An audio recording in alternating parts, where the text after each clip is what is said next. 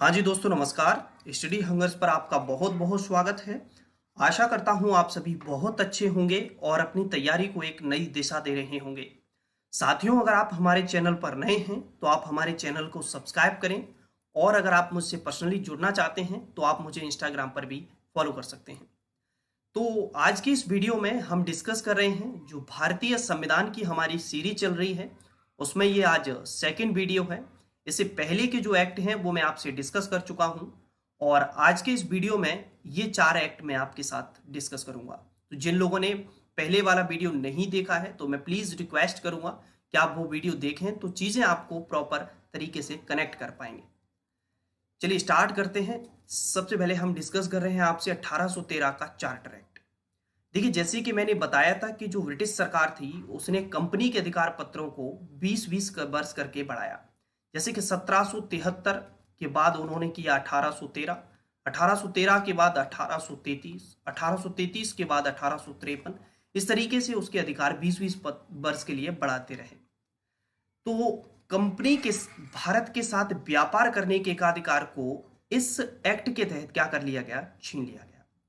केवल और केवल जो कंपनी थी अब क्या कर सकती थी कि चीन के साथ और जो पूर्वी देश थे उनके साथ चाय का व्यापार कर सकती थी, और ये जो व्यापार की जो परमिशन मिली उसे केवल और केवल 20 वर्ष के लिए मिली।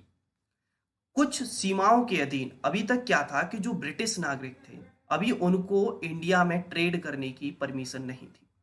अब क्या कर सकते थे, कुछ कंडीशंस के तहत जो ब्रिटिश नागरिक थे अब वो भी भारत आ सकते थे और भारत में व्यापार कर सकते थे। अभी बात करें 1813 से पहले जो ईसाई पादरी हैं उनको भारत में आने की परमिशन नहीं हुआ करती थी। इसी एक्ट के तहत ईसाई पादरियों को भारत में आने की परमिशन मिल गई।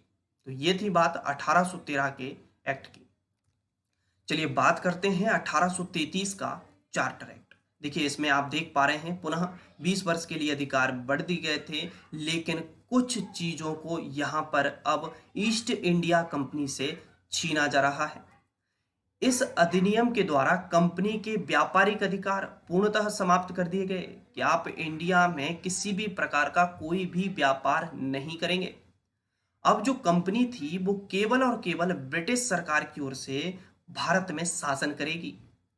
और इसमें एक स्पेशल चीज क्या हुई कि बंगाल का जो गवर्नर जनरल जिसे हम कह रहे थे, अब उस संपूर्ण भारत का गवर्नर जनरल कहा जाने लगा। ठीक है, बंगाल के गवर्नर जनरल को क्या कहने लगे, संपूर्ण भारत का गवर्नर जनरल कहने लगे। और इसी एक्ट के तहत जो दास प्रथा थी उसको विधि के विरुद्ध घोषित कर दिया गया, कानूनी अपराध माना गया उसे, और पूर्ण रूप से 1843 में उसका उन्मूलन कर दिया गया।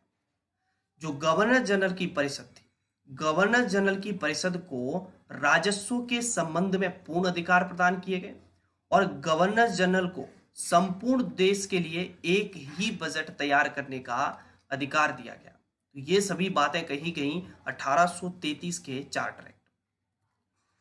और क्या क्या बात हुई इसमें, भारतीय कानूनों का वर्गीकरण किया गया तथा इस कार्य के लिए विधि आयोग की नियुक्ति की गई। और 1834 में लॉर्ड मैकाले की अध्यक्षता में प्रथम विधि आयोग का गठन किया गया। ठीक है, अब बात आती है 1853 का चार्टर एक्ट।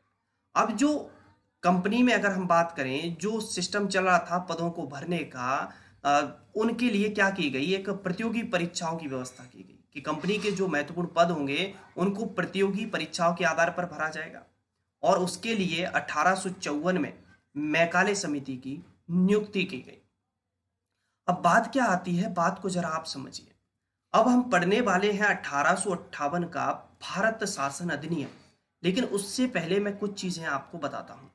देखिए, बात यह थी कि 1857 की जो क्रांति आपने पढ़ी होगी उसकी शुरुआत के लिए अगर हम बात करें तो बैरकपुर छावनी का एक सिपाही था मंगल पांडे। उसने क्या किया कि जो कारतूस थे उन्हें मुंह से खोलने से मना कर दिया।